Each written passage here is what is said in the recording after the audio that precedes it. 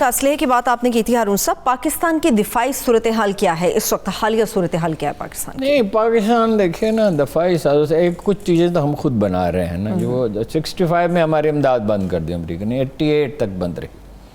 پھر آپ کو پتہ ہے روسی آ گئے، پاکستان کو تو ہمیشہ اللہ نے بچایا، ایسی سچویشن پیدا ہوئی، پھر وہ امداد بحال ہوئی، پھر انہوں نے وہ پریسرل ترمیم کے ذریعے پھر وہ امداد بند کر دی، اور پھر وہ ہیلری کلنٹن کہتے رہی، اوباما بھی کہتے رہے کہ آئندہ ایسی غلطی نہیں کریں گے. اب پھر اسی طرح افغانستان کو چھوڑ کے جا رہے ہیں. وہی مسائل پاکستان کے لیے پیدا ہوں گے. اور 65 میں کیا جواز تھا؟ مطلب یہ کہ فوجی مدد بھی بند کر دی، مالی مدد بھی بند کر دی، مدت تو بند رہی، اور پاکستان میں اس نے سروائیو کیا. اب تو اسلحے کے معاملے میں ہمارا سارا لین دین یہ چین کے ساتھ ہے بیسیکلی. اچھا، ہم نے ٹینک اپنا خود بنایا جو بہت اچھا ہے. ترکی کے ٹینک ہم سے کچھ بہتر ہیں، ان سے بھی ہم لے سکتے ہیں. یوکرائن سے کچھ اسلحہ ہم لیتے ہیں، زیادہ تر چین سے. تو بہت سی چیزیں ہم خود بنا رہے ہیں. مطلب ہمارے پاس جو چھوٹے ایٹم بم ہیں تو وہ تو انڈیا اس کا ابھی خواب بھی نہیں دیکھ سکتا. دیکھیے پاکستانی سائنسدانوں نے بہت کام کیا، ان کو پورا ٹریبیوٹ نہیں پے کیا گیا. 5 سال میں ٹھوس ایندھن والا میزائل بنایا ہے انڈینز نے. اس کو عبدالکلام کی کتنی ستائش کی جاتی ہے. پاکستانیوں نے 2.25 سال میں، مجھے یاد ہے کہ جنرل کاکڑ گئے، جنرل ڈاکٹر سمر مبارک بند کے بعد، اور انہوں نے کہا کہ آپ کو بنانے چاہیے. اس وقت شاہین میزائل کی، غوری میزائل کی ضرورت تھی، وہ بن چکا تھا، لیکن اب لانگ رینج میزائل کی ضرورت تھی. تو انہوں نے کہا میں تو نیکڈ آئی سے کبھی دیکھا ہی نہیں، میزائل ہی نہیں دیکھا. انہوں نے کہا مگر آپ کی ٹیم بہت اچھی ہے. 2.25 سال میں ٹھوس ایندھن والا میزائل بنا کر لانچنگ پیڈ پر لگا دیا. زبردست. مگر معذرت ہارون صاحب، ہم نے کبھی اس طرح سے ٹریبیوٹ نہیں دیا. ہاں، انہیں ان کی خدمات کا صحیح معنوں میں اعتراف نہیں کیا. وہ نواز شریف نے کیا تھا جی ایٹمی دھماکہ. بس ایک واقعہ یاد ہے، نواز شریف نے ایٹمی دھماکہ کیا تھا. بھائی بھٹو نے اس کو شروع کیا، ضیاء الحق نے اس کو انجام تک پہنچا. اینی ہو، ہمارا انحصار ہے چین پہ جی، اور ہم نے مزید میزائل حاصل کیے ہیں ابھی چین سے، اور ہم نے طیارے جو ہیں ان کی تعداد بڑھائی ہے. F-17 تھنڈر جو ہمارے طیارے.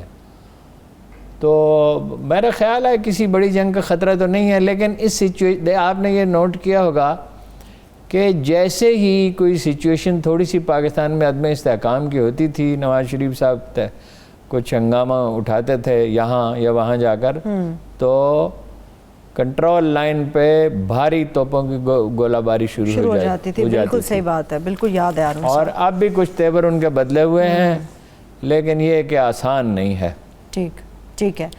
امریکہ سے پاکستانی قوم بیزار ہو چکی ہے بہت بری طرح، اور فوج بھی بیزار ہے. لیکن یہ نہیں ہے کہ ان کے ساتھ لڑائی کی جائے. وقت گزرنے کے ساتھ ساتھ ہمارا انحصار ان پہ اور کم ہوتا جائے گا. بالکل ٹھیک بات ہے ہارون صاحب. لیکن اور بھی مسئلہ ہے ایک، امریکہ فوجی اڈے ڈیمانڈ کر رہا ہے، پاکستان نے صاف انکار کر دیا، نہیں دیا جائیں گے، سوال ہی پیدا نہیں ہوگا.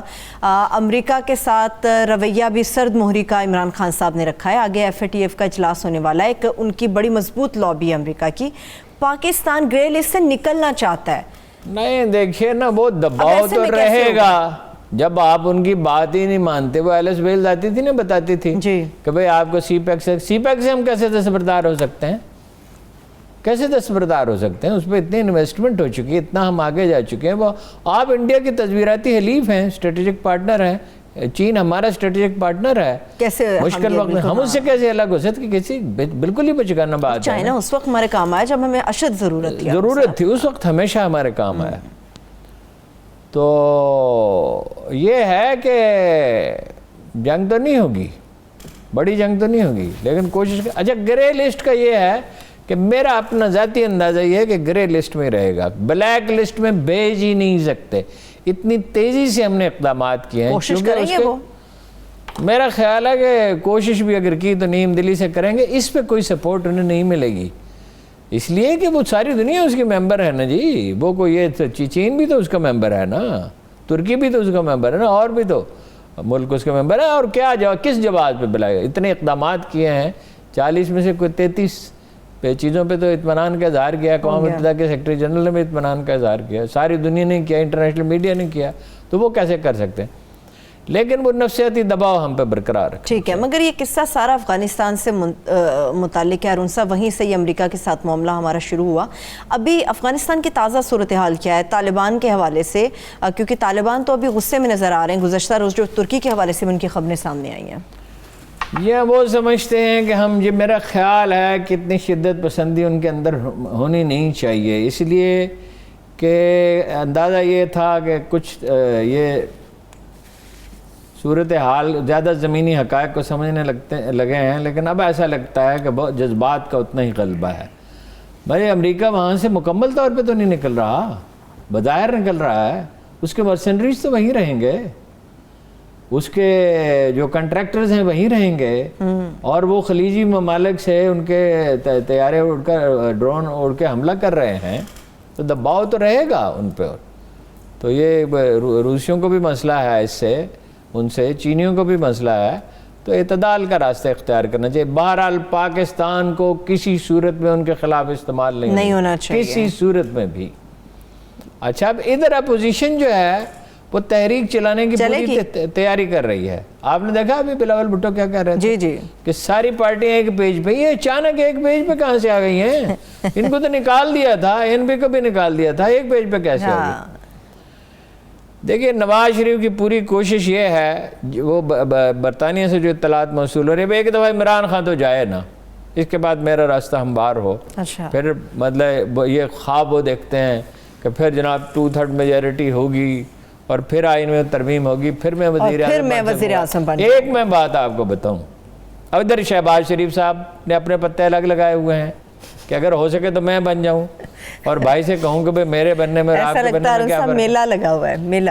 اچھا, وہ دیکھیے رد عمل تو اتنا شدید ہوگا. بیچ میں ایک بات مجھے یاد آ گئی کہ مریم نواز نے کہا among all the people, جو انڈیا کے خلاف کبھی بات ہی نہیں کرتی,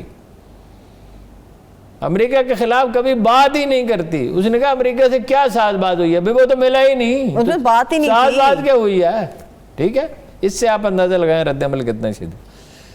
کچھ لوگ, خبر یہ ہے اور بہت ریلائبل سورسز کی ہے, کہ عمران خان کے کچھ لوگ شہباز شریف سے رابطے میں, خان صاحب کے کچھ لوگ شہباز شریف سے رابطے میں ہیں, اور سول سرونٹس تو بہت سے رابطے میں ہیں. وہ تو ان کی سمجھ آتی ہے, اس لیے کہ وہ دوسرا آپشن ہمیشہ سول سروس سے زیادہ سیانی کلاس کوئی نہیں ہوتی, گھوڑا سوار کو خوب پہچانتا ہے.